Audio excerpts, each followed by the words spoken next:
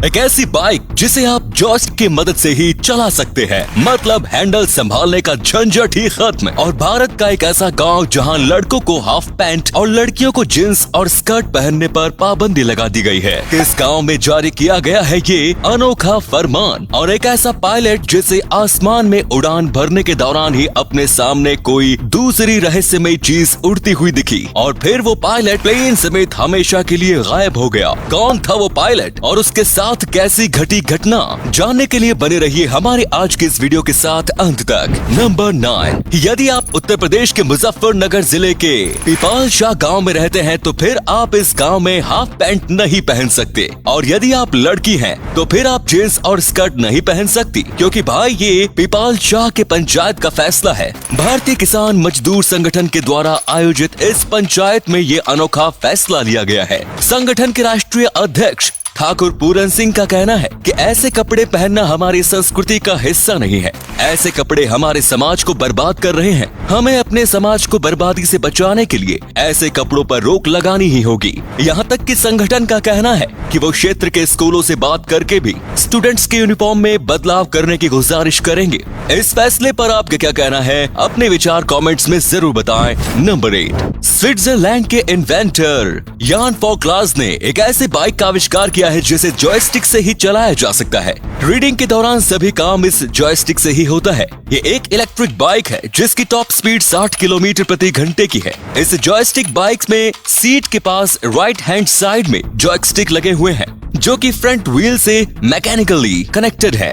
वहीं left side में भी एक जॉयस्टिक है जिसकी मदद से इलेक्ट्रिक मोटर को मैनेज किया जाता है। इस बाइक में सामने की ओर एक LCD स्क्रीन भी है जिसमें पावर, स्पीड और डिस्टेंस जैसे इंपॉर्टेंट इंफॉर्मेशन शो होते रहते हैं। क्या आप इस जॉयस्टिक बाइक को खरीदना पसंद करेंगे? कमेंट्स में जरूर बताएं। नंबर 7, इंडोनेशिया में एक ऐसी जगह है जहां गणेश जी की मूर्ति किसी मंदिर में नहीं बल्कि एक एक्टिव वोल्केनो के बिल्कुल सामने रखी गई है।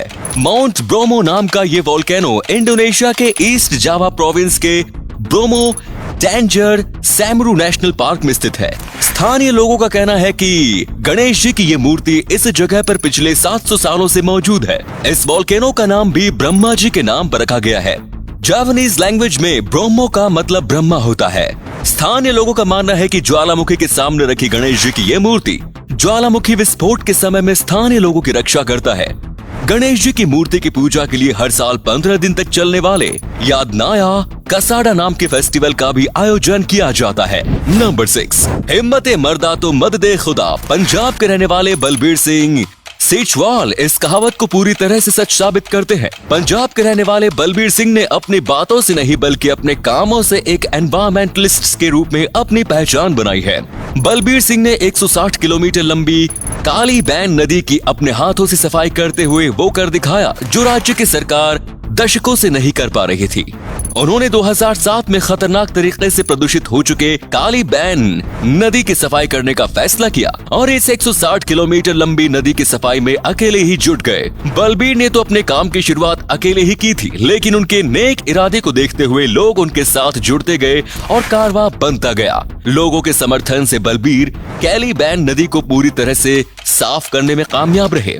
इको बाबा के नाम से मशहूर बलबीर सिंह को 2017 में पद्मश्री अवार्ड से सम्मानित किया जा चुका है। नंबर 5, फ्रेडरिक वैलेंटिच नाम का ये ऑस्ट्रेलियन पायलट 21 अक्टूबर 1978 को एक फ्लाइट उड़ा रहा था। उड़ान के दौरान ही उन्होंने मेलबर्न एयर ट्रैफिक कंट्रोल से संपर्क किया और बताया कि उनके फ्लाइट से लगभग 1000 फीट ऊपर एक दूसरी फ्लाइट उड़ रही है जो इन्हें फॉलो कर रहा है। कुछ देर बाद ही फ्रेडरिक ने फिर से एयर ट्रैफिक कंट्रोल से संपर्क किया और बताया कि जो चीज उन्हें फॉलो कर रही थी वो कोई एयरक्राफ्ट नहीं बल्कि कुछ और ही है और वो उसे पहचान नहीं पा रहे हैं। इतना ही कहते एयर ट्रैफिक कंट्रोल से उनका संपर्क टूट गया और उनका विमान गायब हो गया। विमान के गायब होने के बाद अगले कई दिनों तक विमान के फ्लाइंग एरिया के 1600 किलोमीटर के क्षेत्र में तलाशी अभियान चलाया गया, लेकिन ना तो विमान और ना ही फ्रेडरिक का कोई सुराग मिला। ये घटना और रहस्यमय तब हो गई जब ऑस्ट्रेलिया के कई लोगों ने विमान के गायब होने वाली रात को UFO यानी उड़न तश्तरी देखने का दावा किया। वहीं फ्रेडरिक ने भी अपनी आखिरी कॉल में ये बातें बताई थी कि जो चीज उन्हें फॉलो कर रही है वो कोई एयरक्राफ्ट नहीं है। इसी आधार पर ऐसी संभावनाएं जताई जा रही हैं कि फ्रेडरिक को उसकी विमान समेत एलियंस किडनैप करके ले गए होंगे।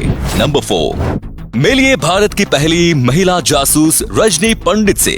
महाराष्ट्र में जन्म लेने वाली रजनी पंडित अपने करियर में 80,000 से ज्यादा केस सॉल्व कर चुकी है। उन्होंने 22 साल की उम्र में जासूसी की दुनिया में कदम रखा था, जिसके बाद से उन्होंने कभी पीछे मुड़कर नहीं देखा है। रजनी केस सॉल्व करने के लिए किसी भी हद तक चली जाती थी। एक बार एक बाप बेटे की मर्डर मिस्ट्री को सॉल्व करने के लिए रजनी मारे गए शख्स के घर में 6 महीने तक नौकरानी का काम करती रही।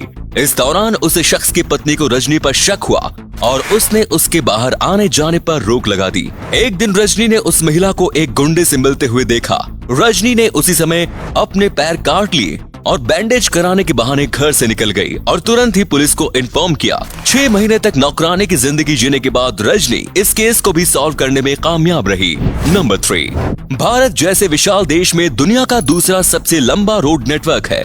लेकिन क्या आप जानते हैं कि इस देश की आखिरी सड़क कौन सी है? भारत की आखिरी सड़क तमिलनाडु के रामेश्वरम द्वीप के किनारे पर धनुषकोडी नाम की एक गांव में स्थित है। इस गांव को भारत का अंतिम छोर भी कहा जाता है। भारत के इस अंतिम सड़क से आप श्रीलंका को साफ साफ देख सकते हैं।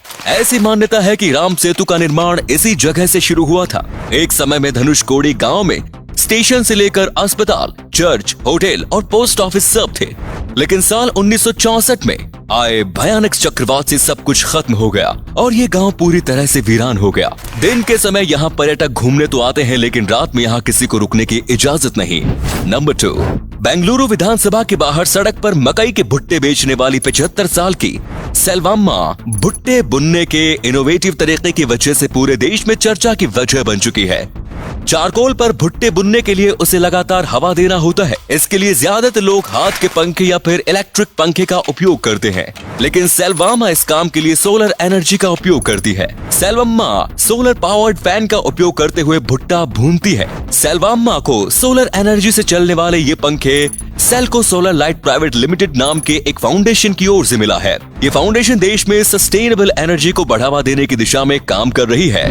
नंबर 1, फिल्म पा तो आप सभी ने देखी होगी। इस फिल्म में अमिताभ बच्चन ने 12 साल के एक बच्चे का किरदार निभाया था, जो प्रेगेरिया नाम के रेयर जेनेटिक डिसऑर्डर से ग्रसित था, जिस वजह से वो बच्चा 12 साल की उम्र में ही बूढ़ा हो चुका था। अदालिया रोज नाम के इस लड़की की जिंदगी भी बिल्कुल अमिताभ बच्चन के द्वारा निभाए गए किरदार की तरह ही है। अदालिया का जन्म 2006 में हुआ, लेकिन प्रोगेरिया से ग्रसित होने की वजह से बचपन में ही बूढ़ी दिखने लगी। अदालिया के माता पिता ने उन्हें इसी लुक के साथ जीना सिखाया। अपनी बेटी को दुनिया के सामने लाने के लिए अदालिया के माता पिता उसे 6 साल की उम्र में सोशल मीडिया पर ले आए और आज ये बच्ची सोशल मीडिया का एक जाना पहचाना नाम बन चुकी है। फेसबुक पर इनके 13 मिलियन से ज्यादा फॉलोअर्स, वहीं यूट्यूब पर 2.7 मिलियन सब्सक्राइबर्स हैं।